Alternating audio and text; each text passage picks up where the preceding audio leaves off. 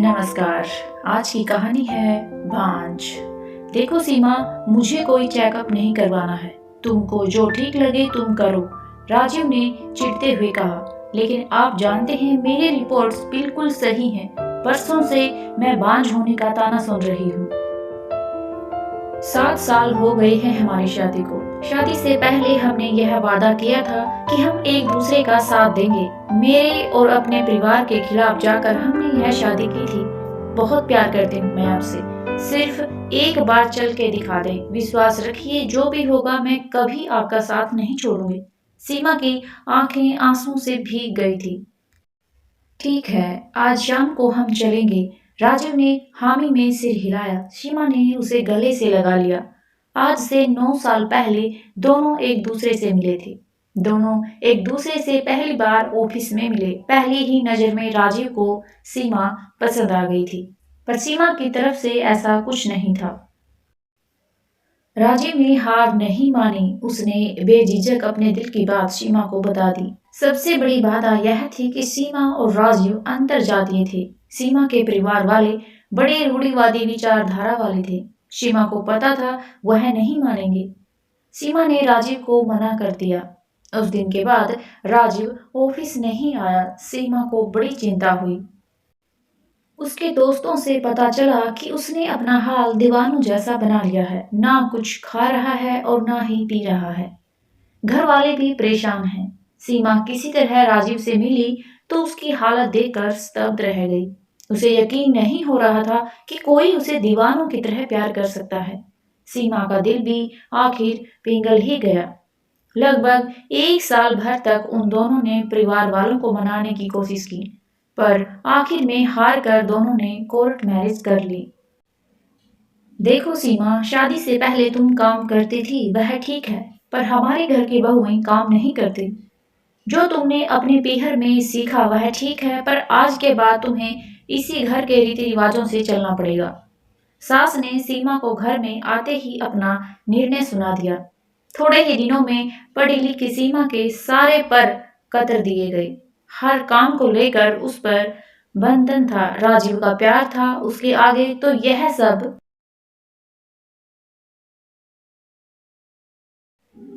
कुछ नहीं था। उसके आगे समय तेजी से चलता जा रहा था। अपने आप को परिवार के सांचे में ढाल लिया था। शिकायत करना तो उसने जैसे सीखा ही नहीं था। शादी को 4 साल हो गए। धीरे धीरे दोनों पर बच्चों के लिए दबाव आने लगा। सीमा पर घर वाले दबाव डालने लगे। हमने तो आते ही 4 साल में 3 बच्चे जन्म दिए थे। हमारी बड़की बहू को देखो, शादी के अगले ही साल मुन्ना हमारी गोद में आ गया। पढ़े लिखे लोगों के तो चौंचले ही ज्यादा होते हैं। सासू माँ पड़ोस में रहने वाली पंडिताइन चाची को कह रही थी। सीमा को आते देख उनकी आवाज का टोन थोड़ा ऊंचा हो गया था। ऐसा नहीं था कि उन दोनों को बच्चा नहीं चाहिए था, पर सीमा कंसीव नहीं कर पा रही थी। धीरे धीरे यह सवाल सीमा के गले की फांस बन गया था। सीमा का आना जाना मुश्किल हो गया था। हर किसी का एक ही सवाल कि खुशखबरी कब सुना रही हो। माँ जी का ताना कि बहू क्या मेरे मरने के बाद खुशखबरी सुनाएगी। अड़ोस पड़ोस सब जगह चर्चा का केंद्र वही होती। देखते ही देखते 7 साल बीत गए। सीमा को लग रहा था मानो उसका जीवन दुश्वार हो गया हो। राजीव जो पहले उसे दिलासा देता, ना जाने क्यों वहीं अब उससे उखड़ा उखड़ा सा रहने लग गया था। रिया उसकी सबसे खास सहेली थी, जिसे वह किसी तरह अपने सुख दुख बांट लेती। एक दिन रिया उसे डॉक्टर के पास लेकर गई और सारे चेकअप करवाए। सीमा की सारी रिपोर्ट नॉर्मल थी। जब उसे यह बात राजीव को बताई तो राजीव को बड़ा गुस्सा आया। उसने कहा कि क्या वह उसकी मर्दांगनी को ललकार रही है। सीमा स्तब्ध थी। राजीव का यह रूप देखकर, जिस राजीव को उसके प्यार में जीने मरने की कसमें खाई, आज वह कैसे बदल गया। वह बहुत रोई उस दिन, पर उसने अपना धैर्य नहीं छोड़ा। कुछ दिन बाद जब राजीव सामान्य हुआ तो उसने बड़े प्यार से उसे समझाया तो वह मान गया।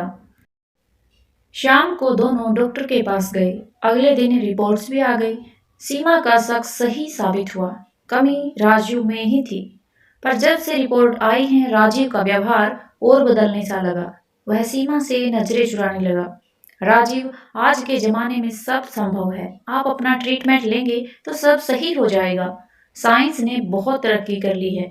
सीमा ने राजीव को समझाने की बहुत कोशिश की। डॉक्टर ने सीमा को राजीव के लिए कुछ दवा भी दी, लेकिन राजीव दवा को इधर-उधर फेंक देता। घर वालों का दबाव सीमा पर और बढ़ने लगा। सीमा जानती थी कि कमी उसमें नहीं है, फिर भी वह राजीव से बहुत प्यार करती थी, इसीलिए किसी को कुछ नहीं बोलती। उसके अपने घर वालों ने तो कब से उससे दूरी बना ली थी। राजीव के अलावा उसका कोई था ही नहीं। राजीव, दुनिया में बहुत सारे लोग हैं जो माँ बाप नहीं बन पाते। अगर आप कहें तो हम बच्चा गोद ले लेते हैं, कम से कम हमें माँ बाप कहने वाला कोई तो आएगा। सीमा ने राजीव के कंधे पर हाथ रख कर कहा, तो क्या तू पूरी दुनिया को बताना चाहती है कि तेरा पति इस लायक नहीं कि तुझे बच्चा दे सके? जग हंसाई करवाना चाहती है मेरी? खबरदार, आज के बाद किसी डॉक्टर के पास गई तो। राजीव ने उसका हाथ झटके से हटाया और आंखें दिखाते हुए उसे बोला। सीमा की आंखें भर आई। उसने राजीव का ऐसा रूप पहली बार देखा। वह पूरी तरह से राजीव पर निर्भर थी। उसके पास ऐसा कोई साधन नहीं था जिससे वह कोई ट्रीटमेंट ले पाती। राजीव उससे और कटा रहने लगा। परिवार वाले भी उससे दूर ही थे। अब तो उसका हर दिन आंसुओं के साए में गुजरता। देखो राजीव की माँ, लड़की बहुत ही सुंदर है और हमारे समाज की भी है। मैं तो कहती हूँ कि अपने राजीव की शादी इसे कर दो। कब तक इस बांझ को अपने गले बांध कर रखोगे? पंडिताइन काकी ने राजीव की माँ से कहा। अगले दिन राजीव की माँ ने उसे लड़की का फोटो दिखाया। राजीव की चुप्पी उसकी रजामंदी दे रही थी। सुन सीमा, अपना सामान पैक कर और निकल इस घर से। तुझ जैसी बांझ नहीं चाहिए मुझे इस घर में।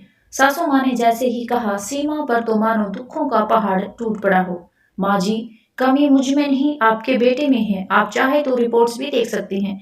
मैं बांझ नहीं हूँ, आपका बेटा बच्चा पैदा नहीं कर सकता। सीमा ने जैसे ही बोला, राजीव ने एक थप्पड़ उसके गाल पर रसीद कर दिया।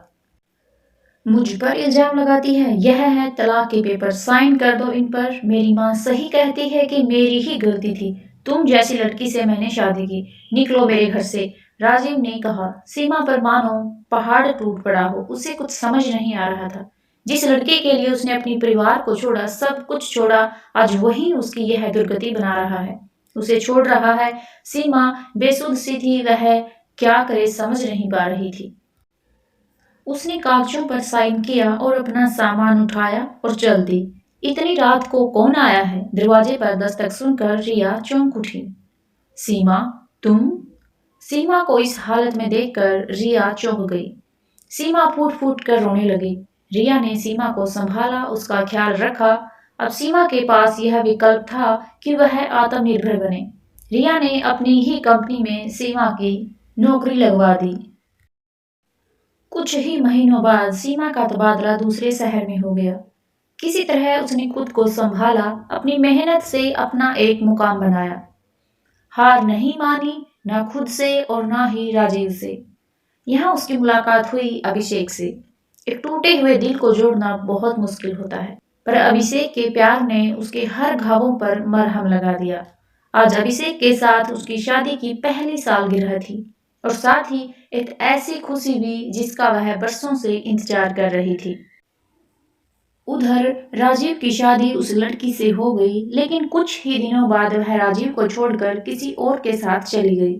राजीव शराब में डूबने लगा, उसकी नौकरी भी चली गई। राजीव की सच्चाई से अब सब लोग वाकिफ हो चुके थे। जितना बुरा उसने सीमा के साथ किया, उसके कर्मों का फल आज वह भुगत रहा है। दरवाजे की घंटी बजी। राजीव बरामदे की तरफ आया और उसकी माँ ने दरवाजा खोला। सामने सीमा खड़ी थी। माँ जी, याद है आपने कहा था कि मेरे जीते जी मुझे खुशखबरी सुना देना।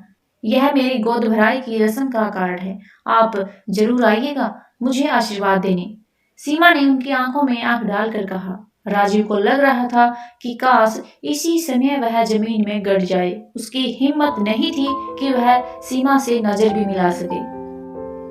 सीमा पलटी, उसके गर्भ में एक हलचल हुई। उसने अपने पेट पर हाथ रखा और अपने आंसू पोंछे और चल दी अभिषेक के साथ एक नए सफर की शुरुआत पर। कहानी अच्छी लगी हो तो प्लीज़ वीडियो को लाइक, शेयर और चैनल को सब्सक्राइब जरूर करें।